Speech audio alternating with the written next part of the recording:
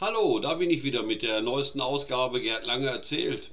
Es ist viel passiert. Man kann mittlerweile pro Person 2 Gutscheine kaufen.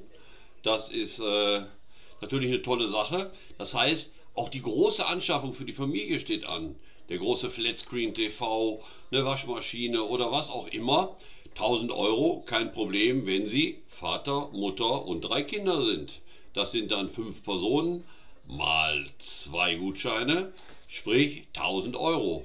Ich persönlich sage mir, ich habe jetzt erstmal, wie man sehen kann, auch schon den zweiten Gutschein. Nee, einer ist von Nadja dabei. Ne? Ich hatte ja schon den, der so schlecht ausgedruckt war. Ja, klar.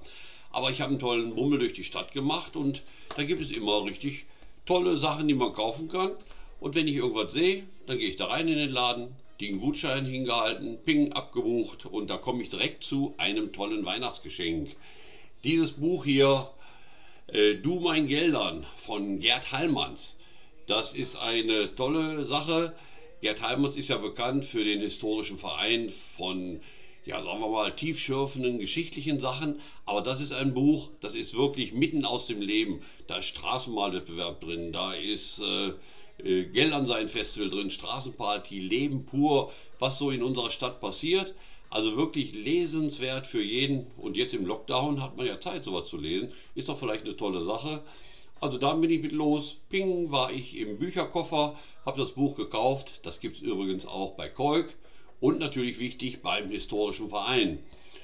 So, ja, so laufe ich durch die Stadt. Dann habe ich mal eben ein bisschen Unterwäsche gekauft. Boutique Ola, eine neue Boutique auf der Hartstraße. Da gibt es sowohl Damen- als auch Herrenbekleidung. Und ja, dann war ich bei Robby de Does, beim holländischen Blumencenter. Und auch meinen Weihnachtsbaum habe ich bequem mit dem Geldern-Gutschein gekauft. Jetzt habe ich immerhin noch 38 € auf dem Gutschein. Also, entweder mit der ganzen Familie zusammenlegen und die großen Anschaffungen machen oder kleine Dinge kaufen oder natürlich verschenken. Denn mittlerweile haben wir schon 62 Betriebe dabei, wo man mit dem Gutschein bezahlen kann. Und auch zum Beispiel in der Gastronomie, die geschlossen ist. Was halten Sie davon? Essensbestellungen bei Haus Manten oder Essensbestellungen beim Balkan-Restaurant und bezahlen mit dem Geldergutschein. Denn das sind die aktuell neuesten dabei. 62 Betriebe sind dabei und alle Betriebe findet man natürlich in dem Link hier unter dem Video. Geldernlokal.de. Da kann man sehen, wer ist dabei, wo kann ich problemlos meinen Gutschein einlösen. So, und jetzt alles Gute. Morgen kommt der Nikolaus. Hinter mir hat sich schon einer versteckt. Ja, da. Ja, man kann erkennen, wir sind in Geldern. Da ist sogar der Drache als Nikolaus verkleidet. Okay, machen Sie es gut. Bis die Tage.